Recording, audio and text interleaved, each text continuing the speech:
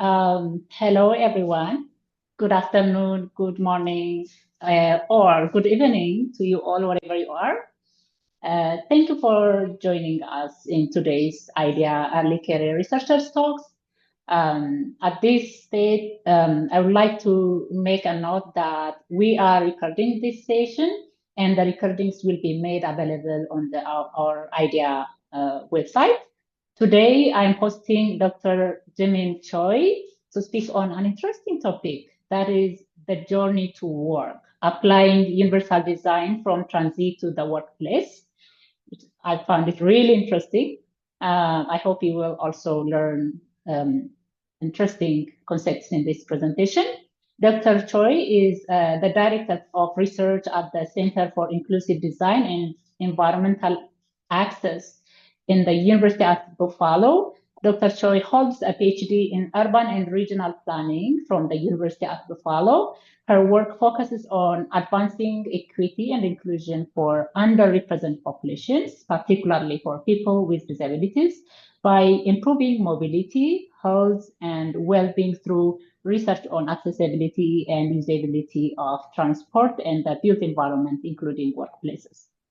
At the IDEA Social Innovation Lab, Dr. Choi worked within Hub4, supporting various projects and contributing to web-based assessment tools and on workplace inclusion, diversity, equity, and accessibility research activities.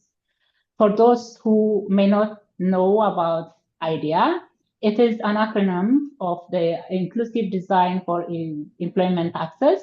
IDEA is a social innovation lab with a focus on creating stronger and diverse labor market that is inclusive and accessible for persons with disabilities. Researchers and partners of the IDEA engage in developing evidence-based tools and various resources through a co-designing process. The vision of this social innovation lab is that these tools and resources would help to advance workplaces' capacity for recruitment, hiring, onboarding, retention, mentorship, and promotion of workers with disabilities. And welcome again to this Early Career Researchers Talk. My name is Ansha Naga Ahmed. I am a postdoctoral researcher at Queen's University, working with Dr. Daniel Samosh and supporting the IDEA's Incubator Hub 3. Currently, I am researching on disability inclusive mentorship for transition to work and career success of persons with disabilities. I am also interested in research on the health and employment outcomes of injured and sick workers with acquired disabilities.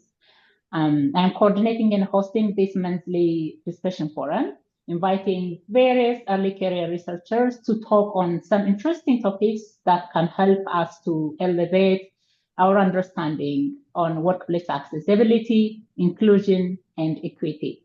I love hosting this talk as it connects all of us with who have diverse educational background, research experiences, but working in our own way to improve accessibility, inclusion of workplaces for persons with disability. So thank you, all of you, for joining us today. Dr. Choi will guide us to explore how universal design can be applied to the journey to work. She will help us to explore from getting to work to being at work to sustaining their participation over one's work-life course. Drawing on the goals of universal design principles, Dr. Choi will examine how transportation and workplace environment can shape inclusion for a broad range of users. Her presentation introduces key universal design concepts shares relevant research findings that she's working on currently.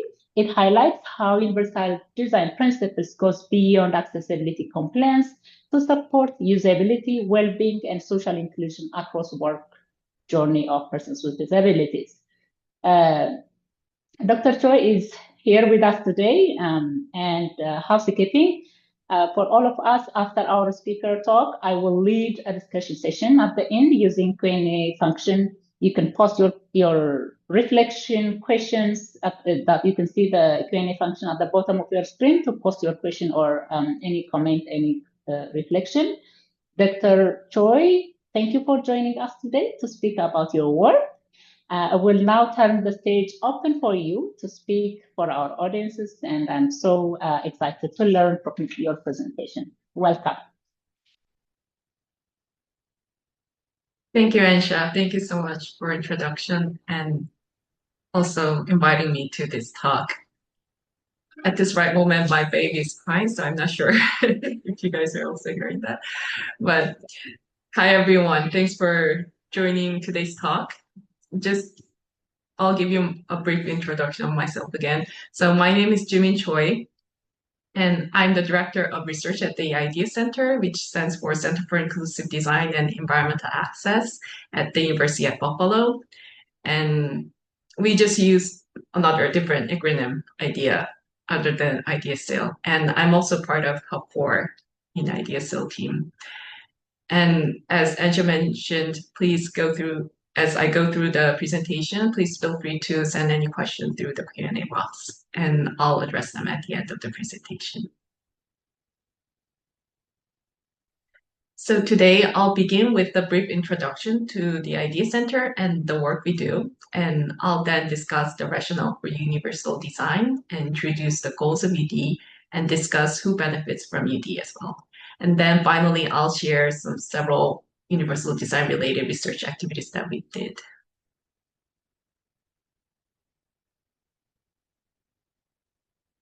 So first, I'd like to just share a little bit about the Idea Center. So it was founded in 1984, and our mission is to produce knowledge and tools to increase the quality of life for groups who have been marginalized by traditional design practices. So this slide shows an aerial view of UB campus, including Hayes Hall, where that's the home of the Idea Center. And the Idea Center we have a multidisciplinary team with architects, planners, engineers, and researchers and we focus on works related to accessibility and inclusive design. So our work includes research, design consulting, like development activities, and also we do education and training related to universal design. And the domain spans across transportation, like workplaces, public spaces, housing, and community environments. And we also conduct accessibility and universal design evaluations. So we collaborate with organizations on real world projects and develop tools and training programs. And we also do have the certification program to support more inclusive environments for diverse population. And before discussing the goals of UD, and I just first want to briefly introduce the rationale for universal design and why it matters for participation in work and everyday life. So many business and organizations today are placing greater emphasis on inclusion, diversity, equity, and accessibility. So often this is referred to as either IDEA, EDIA, or DIA initiatives. And because they recognize the value of diverse and inclusive workplaces, they are putting emphasis on these initiatives. And this is how we define each term. So inclusion, this focuses on creating environments where people feel respected, supported, and valued. And diversity recognizes and values differences between people.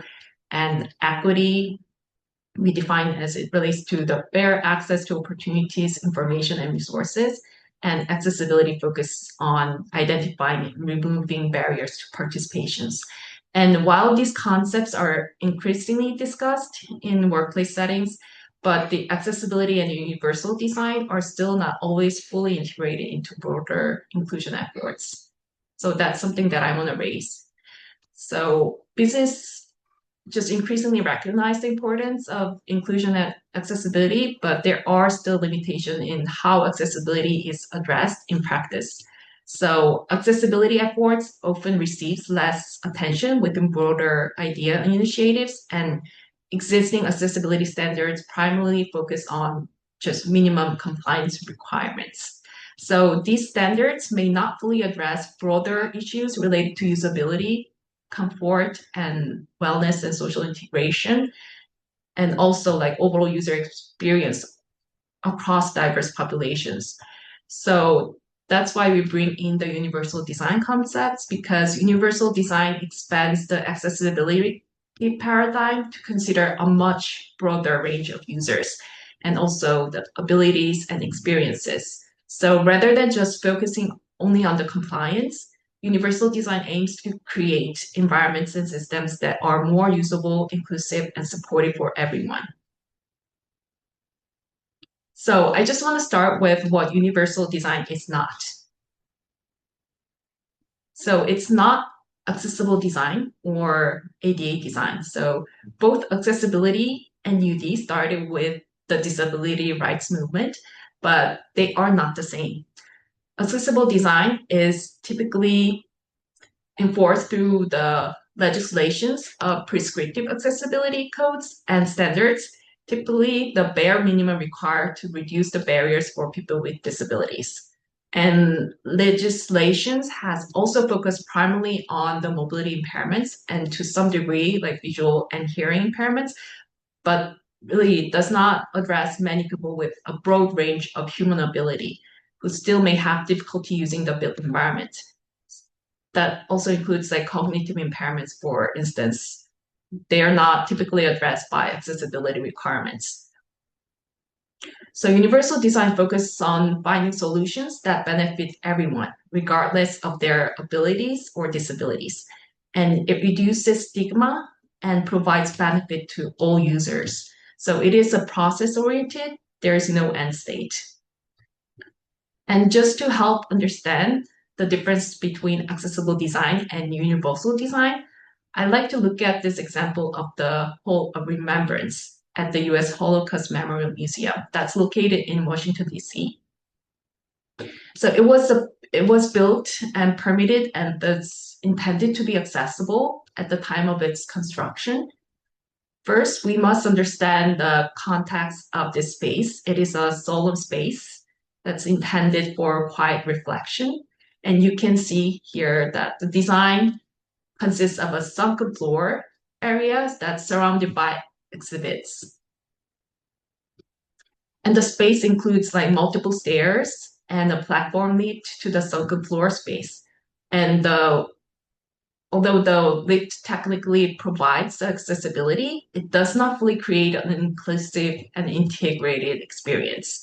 So anyone who has used the platform lift knows that they are loud, noisy, and slow. So not only does it disturb the solemn quietness of the space, but it just disrupts everyone in the room, but it also calls potentially like undesired attention to its users as well. So in this case, the lift also appears visually disconnected from the surrounding environment and making accessibility feels like an afterthought rather than part of the overall design. So this also raises a broader design question. So could the same spatial experience have been achieved without creating an immediate barrier in the first place? So this is how we define universal design. Because a universal design must address social participation, expanding it to health and wellness, and conceptualizing it as a process rather than an end state, and that it might vary in its application based on context. So to accomplish this, we propose the following definition of universal design. So we define it as a process that enables and empowers a diverse populations by improving human performance, health and wellness, and social participation. And in short, the elevator message here is that the universal design makes life easier, healthier, and friendlier for all. So you may have heard the term inclusive design. We actually use inclusive design, this term, a lot in our center. Both universal design and inclusive design describe the same concept and philosophy. The terms can be used interchangeably, and design for all is another common term in Europe that's used to describe the same.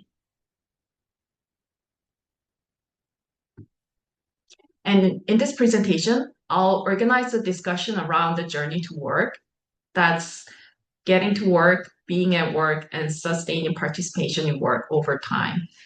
So when thinking about universal design and inclusive design, it is important to recognize that access to work involves more than the workplace itself. So the full journey includes transportation systems, pathways, workplace environments, and long-term participation in work over time. All that together, I think that builds a support system for employment. And getting to work, for example, could include like factors like transportation access, wayfinding, boarding, transfer, and timing and reliability. And being at work, it could involve the usability and inclusivity of workplace environments, like including circulations in the workplace and like sensory conditions and communication and organizational practices. And sustaining work participation that could relate to comfort, predictability, safety, wellness, and the ability to continue participating in work over time. So using this framework, I'll discuss the goals of UD and share related research activities across different stages of the journey to work.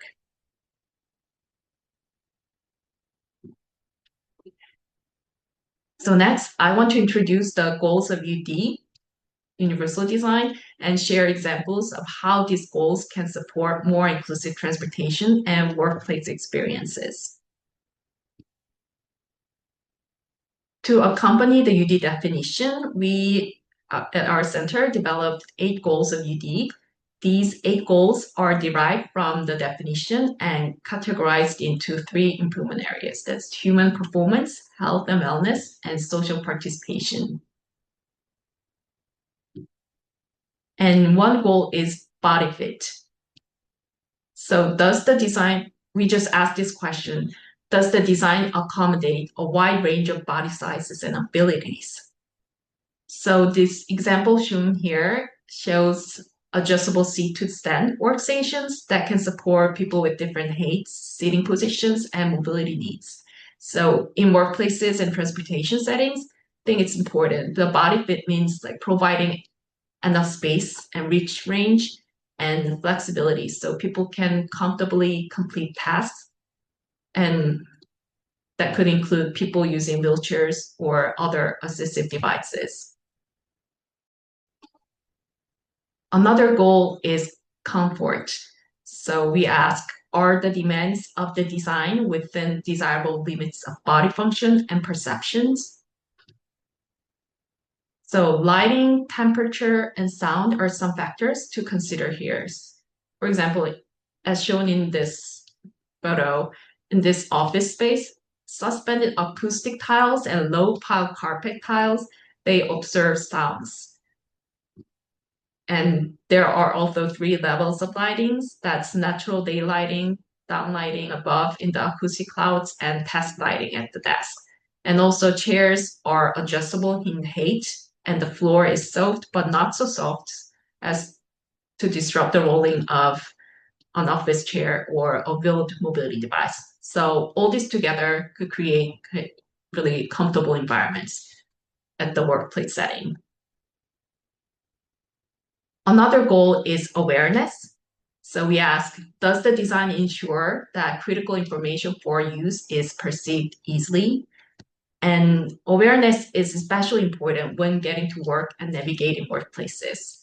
For example, like here, transit information such as bus arrival, route information, and boarding location should be easy to perceive through multiple channels, including visual displays like audio announcements and high contrast signage.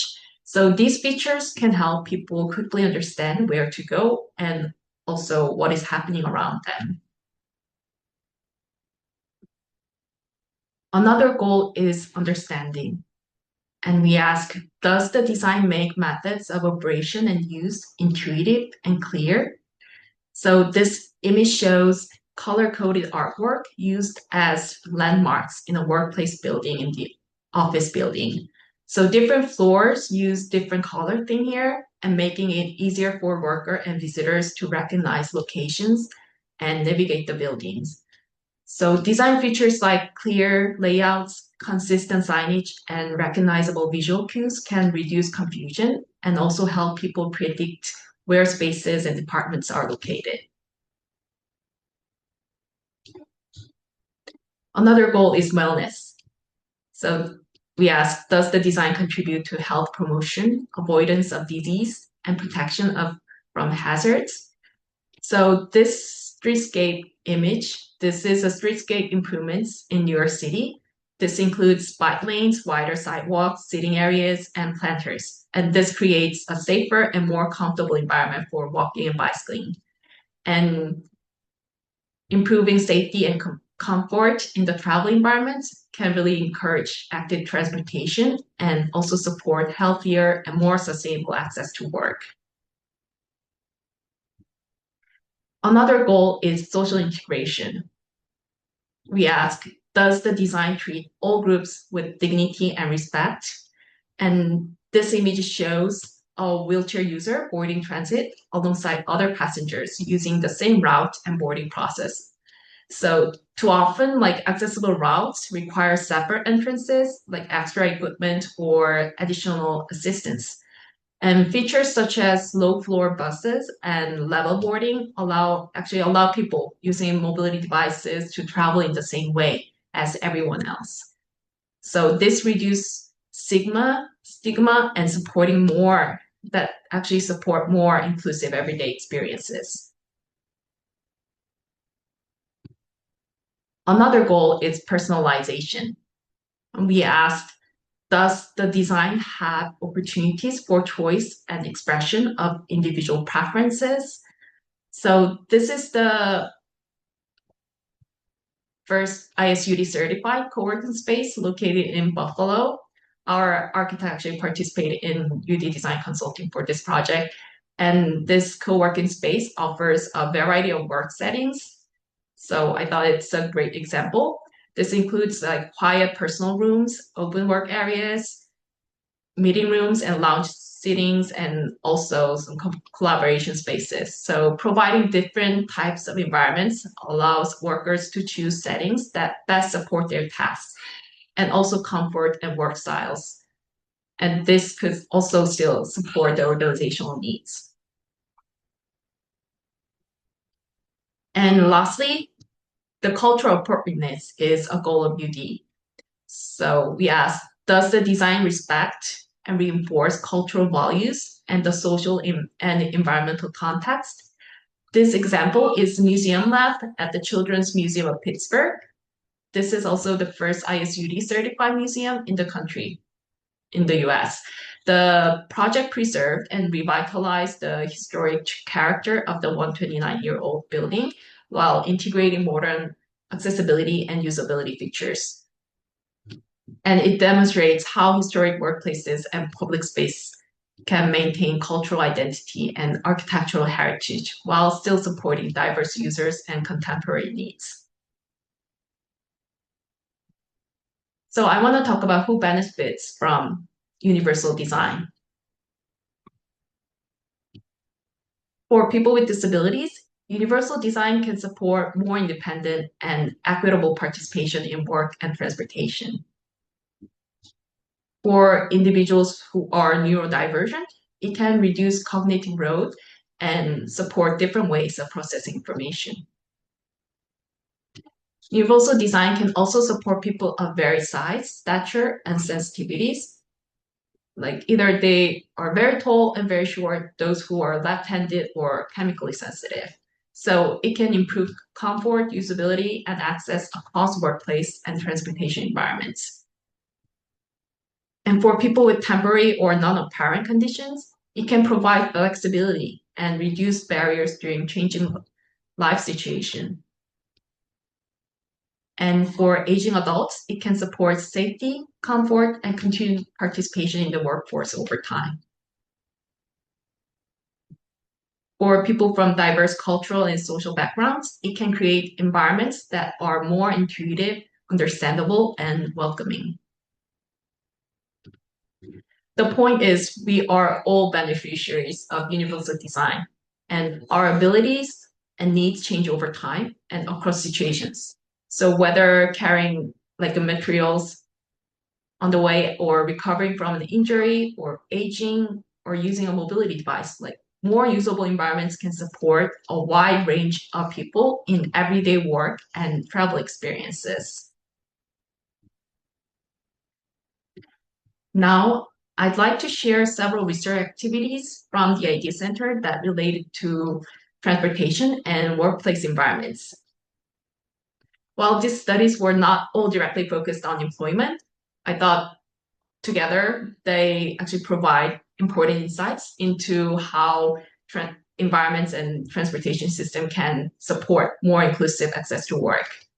And I'll organize these examples around the journey to work, that is getting to work, being at work, and sustaining participation in work over time. So let's start with the first one. And getting to work should be considered across the travel chain. So from trip planning and transit stops to boarding and riding and reaching the final destination. So it should be considered across the entire travel chain to ensure that the full journey to work is accessible and inclusive. And we actually received this funding from NILR, National Institute on Disability, Independent Living, and Rehabilitation Research in the United States. So through this transportation research, we examined accessible public transportation and vehicle design. And there were many different research included in this project, but among the various studies we conducted, I'll just focus today on sharing our wheelchair securement study. And just to give you some background on the wheelchair securement system, the system are used to help keep wheelchair users safely positioned while riding on a vehicle. And in the US, accessibility guidelines require accessible buses to like large transit buses to include 2 designated wheelchair securement areas. And the most commonly used systems rely on the 4 tie-down system. That's using the 4 tie-down straps. But both wheelchair users and bus operators have reported usability and safety challenges with these systems. So in this study, we evaluated 2 newer wheelchair securement systems. One was a 3.4 facing system that's shown on the image on the left.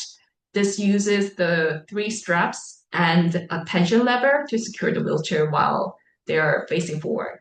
And the other one was the semi-automated rear-facing system that's shown on the image on the right, where the wheelchair faces the back of the bus and is secured using the automated arms, and a user control the button. And we initially conducted the laboratory testing and expanded this research into a real-world field testing on real transit buses. So for field testing, we examined the system from multiple perspectives by collecting survey feedback from wheelchair users, also analyzing video observations during those trips that were made, and also we gathered the input from bus operators. And for the wheelchair user evaluation, these are the key findings. So for the wheelchair user evaluation, participants included manual and power wheelchair users and scooter users. So this figure shows user perceptions of each securement system using the rapid tool. This tool was developed at the Idea Center to evaluate usability and universal design performance. And larger the web shapes, that indicates better usability and more inclusive design. And here the orange line represents manual wheelchair users, and yellow line represents the power wheelchair users, and the green line indicate the scooter users. And what this shows is that overall participants perceive the semi-automated rear-facing system that's shown on the right graph as supporting greater independence. Independence scale was located in the bottom right. Because SRF, the semi-automated one, reduced the need for assistance from the bus operator. And this graph also shows that manual and power wheelchair users generally rated this system more positively across most usability measures compared to the forward-facing system that's shown on the left graph. You'll see their places have a larger web or yellow and orange line. But scooter users, depicted in the green line, they experience greater maneuvering and usability challenges specifically with the rear-facing system. So some participants also expressed some concerns related to the rear-facing travel that's related to the social discomfort and difficulty orienting themselves while riding the bus. So I already discussed the first two findings on the previous slides. And another important findings from the video observation was that the semi-automated rear-facing system resulted in lower rates of misuse and non-use compared with the 3.4 facing system. And again, with the rear-facing system, bus operators still reported needing to assist passengers during the securement process in some situations, and both passengers and operators also experienced challenges related to system design that included compatibility issues, unclear feedback, and occasional malfunctions. So this highlights opportunities to improve user interface design and automation technologies. And this is another study. So this is another NIDA funded transportation project focused on-demand transportation service for people with disabilities. And just to give you some background, so in the US, transit agencies are required to provide complimentary paratransit services for people who cannot independently use fixed route transit systems. So these services are typically door to door or curb to curb, but riders and transit agencies have just continually reported the experience of challenging related to cost, wait times, and service reliabilities. So as a response, many transit agencies have partnered with TNCs like Uber, Lyft, adaptive TNCs, and taxi companies to offer more flexible on-demand transportation options with features like same-day booking and real-time travel information.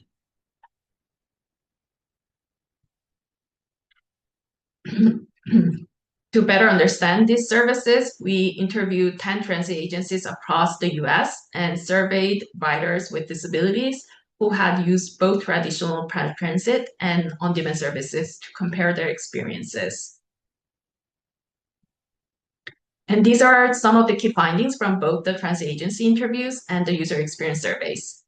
And from the interview, we learned that although on-demand services show positive impacts on service flexibility and delivery, transit agencies still face challenges providing accessible and reliable service, particularly related to wheelchair accessible vehicles, driver training, technology access, and making this service long-term.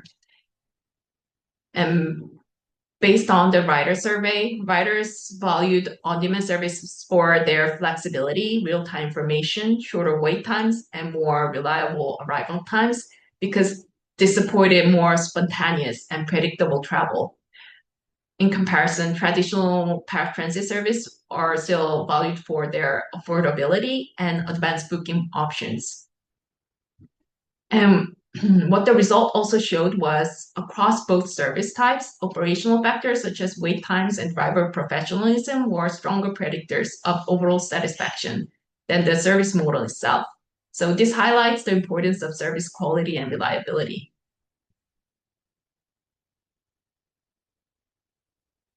And these are some key implications related to getting to work. So while newer automated wheelchair securement systems can support greater independence and reduce the need for operator assistance, there's still no single solution that fully accommodates the wide range of mobility devices and user needs. So continued improvements in boarding, securement user interface, and automation technologies are still needed to support more independent, reliable, and socially integrated travel experiences. This is especially important as transportation systems move toward the autonomous vehicle technologies. And having multiple transportation options can also support greater flexibility, choice, and personalizations for getting to work. And features such as real-time information, predictable travel time, and reliable service can help create more inclusive and usable transportation experiences. So the key message here is that accessible and flexible transportation systems are essential for equitable access to work and community participation. Next, I'd like to move from getting to work to being at work by sharing a workplace study funded through the previous NIDLR RERCUD grant cycle. So this study used a post-occupancy evaluation, or POE, to compare a newly constructed ISUD certified workplace, shown on the right as Site 2, and compared it with older workplace building that's shown on the left as Site 1. And Site 1 did not intentionally incorporate universal design features. So just to give you some background, the ISUD program, I keep mentioning ISUD certified. So this ISUD program, this stands for Innovative Solutions in Universal Design. And it's kind of similar to LEED certification, but this focuses on universal design. So it includes more than 500 design and operational strategies that help organizations integrate universal design into workplace environments, policies, and everyday practices. So for this study, before conducting the POE, both sites were evaluated using UD environmental audit, ISUD, and Site 1 received a lower score due to limited wayfinding, maneuvering space, and amenities. And Site 2 actually reached higher score, and it included features like general circulation spaces, automatic doors, enhanced wayfinding systems, like glare-free lighting, nursing rooms, and inclusive workplace policies. So these are some key findings from this study. So findings from the POE suggested that the implementation of ISUD solutions, including a variety of workspace and meeting options, and enhanced wayfinding system, they contributed to more positive employee experience in the workplace. So employees at the newer sites generally reported better navigation and overall usability of the environment. And at the same time, the study also identified some limitations related to open workspace design, so open layout. Employees reported concerns related to the noise, reduced privacy, and unclear boundaries between circulation and work areas. So these findings kind of highlight the importance of balancing the collaboration, productivity, and comfort in workplace design. And another important finding was that environmental audits alone were not enough to fully evaluate workplace inclusivity and usability. While the newer building scored higher on the audit, the POE revealed the additional employee experiences and usability concerns that were not captured through this audit alone. So these findings highlighted the value of ongoing user-centered evaluation to support continuous improvements in universal design workplace environments. And as I mentioned before, I'm also part of Hub 4 with the Idea Still initiative, where I worked with Jordana Maisel on a project. And this was funded by Government of Canada's New Frontiers in Research Fund. And Hub 4 focused on workplaces from an inclusive environmental design perspective. So this specific project, we examined how companies across Canada and the United States are implementing best practices related to inclusion, diversity, equity, accessibility, and universal design within workplace environments. So this research explored areas including organizational culture, human resources practices, and built environment strategies and digital platforms. And as part of the study, we conducted interviews with 10 companies of varying sizes and industries. And for this presentation, I want to briefly highlight findings related to the built environment from 2 organizations that I referenced earlier in the presentation. So the first one example is the interview that I did with the Children's Museum of Pittsburgh. That's a medium-sized nonprofit organization located in Pittsburgh, Pennsylvania. And they include the Museum Lab, the first ISUD certified museum in the country. And the second example I'm going to bring up is the Uniland development company. They are a medium-sized private real estate company located in Amherst, and they participated in developing the Hansa co-working space that I previously shared as an example of universal design and personalization. And here are the key findings from the interview. So both organizations emphasize flexible and inclusive workplace design through a variety of workspace options and adaptable furniture, accessible circulations, and consistent wayfinding systems. So these features supported different working styles and user needs. And the interviews also highlighted that the successful universal design implementation depends not only on physical design, but also on organizational culture and staff awareness. So both organizations described making ongoing improvements based on employee feedback, observations, and everyday workplace experiences. And at the same time, both organizations discussed challenges related to balancing flexibility with productivity and organization. They also described difficulties sustaining inclusive practice over time and implementing UD within existing operational, spatial, and budget constraints. And overall, these findings highlighted the importance of embedding universal design into everyday workplace practice rather than treating it as a separate initiative.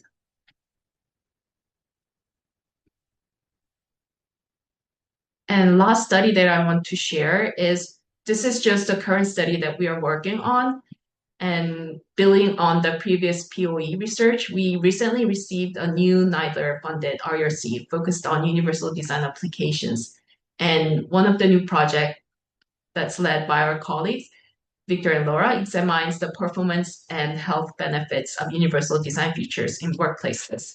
And that's targeted for employees who are neurodivergent.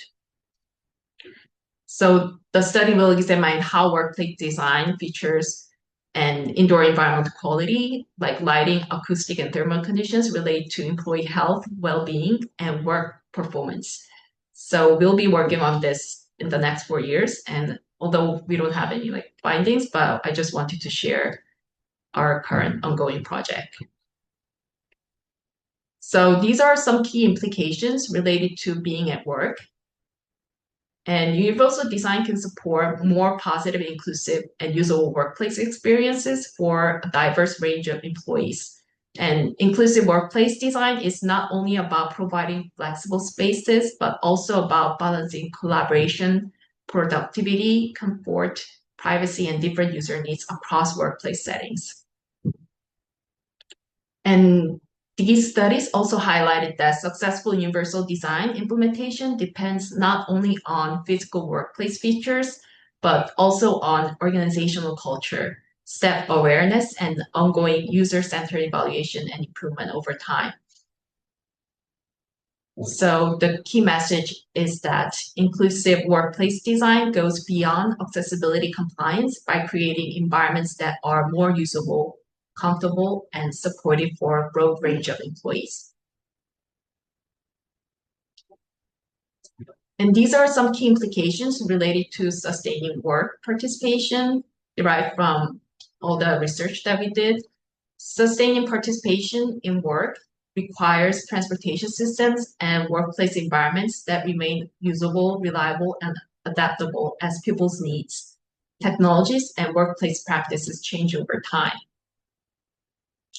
And across these studies, one recurring theme was that inclusion cannot be achieved through a one-time accessibility solution.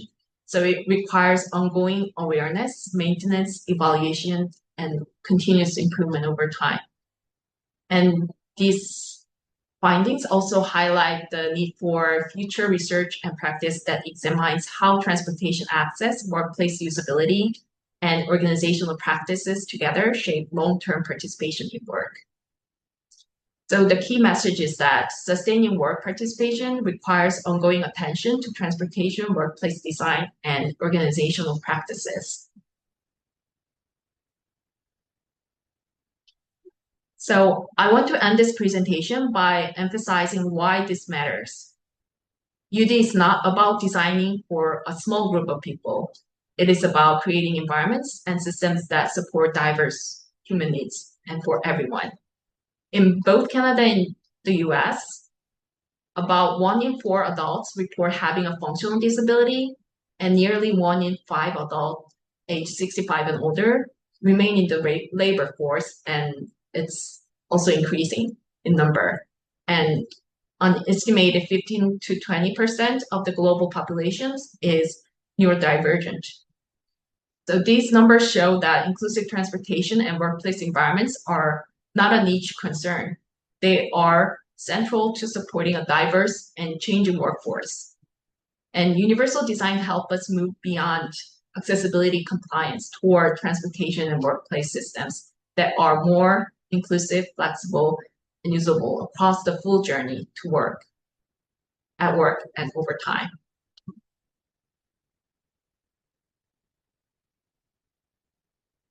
So that's end of my presentation. And please share any questions you have in the Q&A box, and I'll try to address them. Okay. Thank you so much. That was really a wonderful presentation, Jamin. Thank you.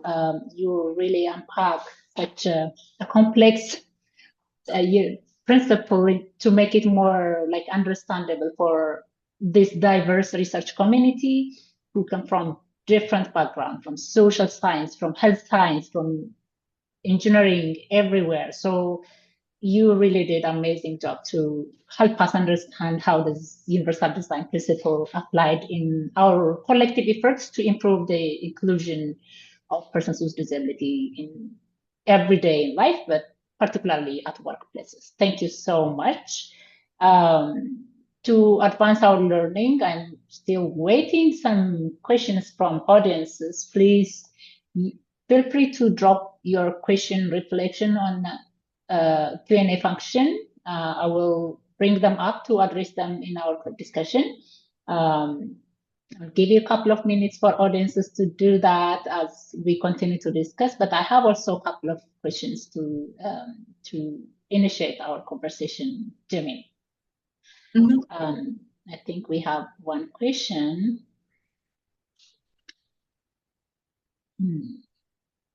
All right.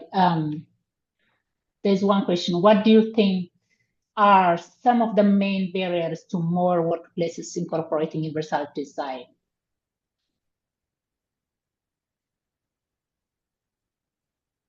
Yeah, you can see the question. The main barriers to more workplaces incorporating universal design. So I think one of the biggest barriers that many organizations still view accessibility and universal design primarily as compliance requirements. So that's what I mentioned, rather than as a part of organizational performance and inclusion. So as a result, they often focus on minimum standard instead of looking at the long-term usability and employee experience.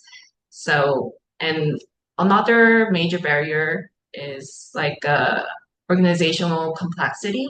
So in many workplaces, responsibility for inclusion is just fragmented across different area, IT, HR, and operations. So it's difficult to coordinate kind of a comprehensive UD approach. So I think that's another area, big barrier there.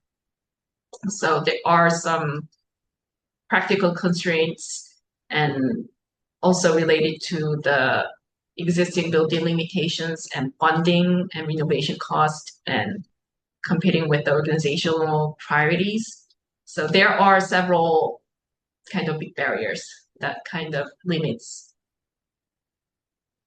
the implementations of UD. Interesting. Thank you, Janine. As we wait for questions from audiences, I really like the way how you conceptualize universal design for its benefits for the health and well-being of employees. Because that area, the health and well-being of employees with disabilities, often are not really into agenda. Usually when we do for workplace inclusion, creating inclusive workplaces, there is a huge concept of health and well-being behind all of the performance, how we experience workplaces. So I like that portion. parts of your description. As you highlighted in your presentation, you have mentioned that our capacity, working mechanisms, and accommodation needs change over time, right?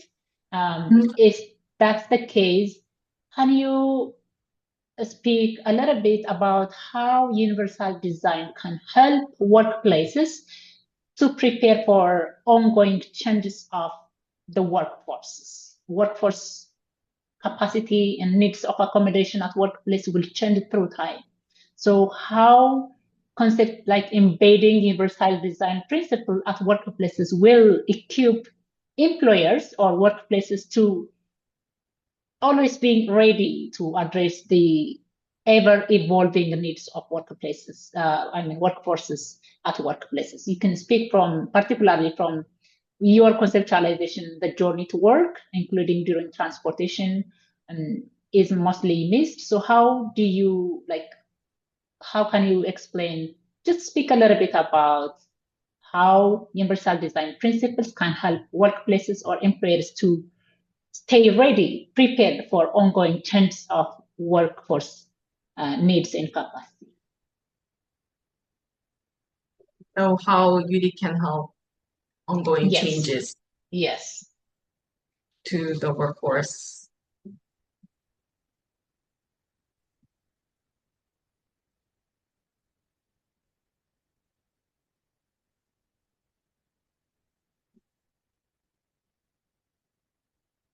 I think because as I mentioned in the presentation, there has been a change of the workforce with larger portion of aging adults, and there are now more focus. We know that there are people who are neurodivergent, and the needs are changing over time to health, like stress and like sensory needs, and because based on their life circumstances and their role in the job. So if workplace rely on the individual like accommodations after barriers appears, they're always like reacting to it rather than just proactively supporting the workforce. So that's why where the universal design actually becomes important, because it really helps the workplace evolve from a narrow compliance or just accommodating the needs afterwards. So it's like instead of having the accommodation mindset and towards creating more environments that are inherently more flexible and usable. So it's already an environment that could accommodate like already usable, but also it needs to still adapt to the changes and needs improvement continuously to accommodate like various needs and could serve people of diverse needs and changes. So um, yeah. If yeah, you just effectively address that question. If we make our workplaces ready, if our place is universally designed to accommodate the needs of all ranges of needs, then whenever there is a change on the needs of our workforces, then our workplace is already ready to address their needs, accommodate, and mhm. be flexible to continue working. That will ensure the sustainability of the employees at workplaces. And thank you for that. And there is also one question. Do you have anything to say? Or So there's do you one think question. that, yeah, so do you think that eventually universal design will become the normal standards for workplace and community spaces? Yeah, yeah, that's our second question. Yeah, I think the many aspects of UD will increasingly become the standard practice because it will just happen because workforce demographic and technology and expectations are changing, and it just UD provides some flexibility and inclusion just necessary for the organizational effectiveness. And I think as the organizations move forward, just relying on the accessibility compliance that doesn't provide really meet the diverse needs for everyone. And I think it's just the direction that all organizations should head and try to think about how they could improve their workplace and their path to the workplace to be more universally designed. And also because there's no perfect solutions. So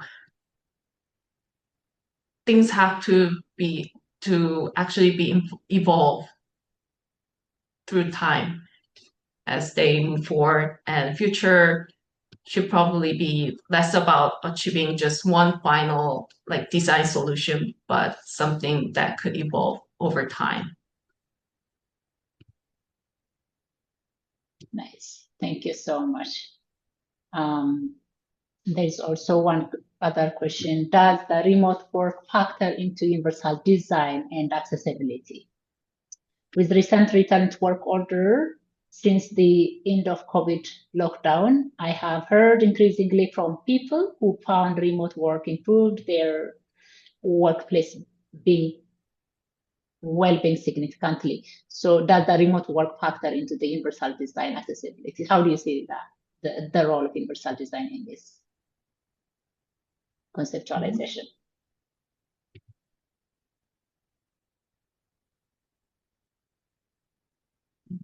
Right. Yeah, I think like remote and hybrid work, that's happening a lot after COVID. It became one of the really real world example of how flexible itself can function as a form of universal design. I think I mentioned in one of the slides for goals of UD in the personalization, and it could actually, it's important to give people like options and choices so people can have choose from like what could best accommodate their needs and the environments that they feel most comfortable about.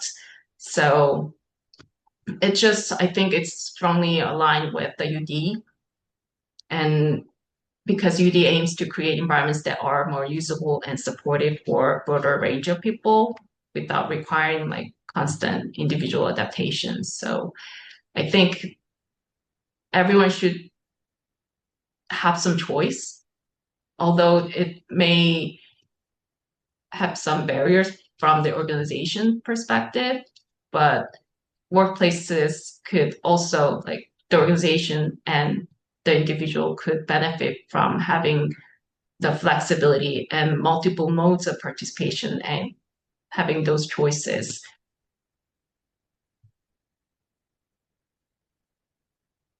Yeah, I think from this concept, when we see the 7 principles of universal design, it's all about the choice of the person to feel comfortable and like manage their work flexibly, easily, that can enhance their overall health and well-being and performance. Researchers indicate that this COVID lockdown and remote work, at some point, if it is their choice, if it is the best way to address their need, can actually improve their well-being. But if it leads them to more isolation, there is also another negative impact of this remote work or being isolated at home versus social participation at workplace. So it's the universal design principle is all about the choice, as you mentioned. So it will allow the employees the workplaces to address the needs of diverse employees based on their choice, based on their demand and capacity and limitations, so that it can definitely improve their well-being related to their work performance as well. So thank you for that interesting question and for your response has addressed that. Unless there is any additional question, I think we reach our 1 hour limit of this talk. Thank you, everyone, for your active participation, for your engagement, and thank you, Jimin, for your interesting conversation to present this interesting topic and also to lead this interactive Q&A session. And thank you, everyone, for joining us in this live session. For everyone who will also listen, watch this recording at your convenient time. We really appreciate your engagement. We hope this conversation encourages our collective effort to consider and apply universal design principles in our research conceptualization and the intervention to design more inclusive and accessible pathway to employment for persons with disability, for whom we have a common focus at this moment. Now we are closing our May 2026 Early Career Researchers Talk with this interactive conversation from Dr. Choi. For your feedback audiences, survey will be distributed after the session, and you can also email to the IDEA National Office. If you are interested with our future talk, join us on June 17. We have very interesting topic that from Dr. Shannon Gillett. If you want to know what the topic is, go to the IDEA website and get more understanding of what is coming. I'm making it secret and register there for our upcoming ECR talk.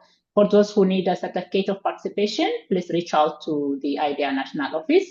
They will manage your request. And thank you, everyone. And as always, let's continue our collective learning to learn from each other and grow our community of early career researchers. Thank you so much.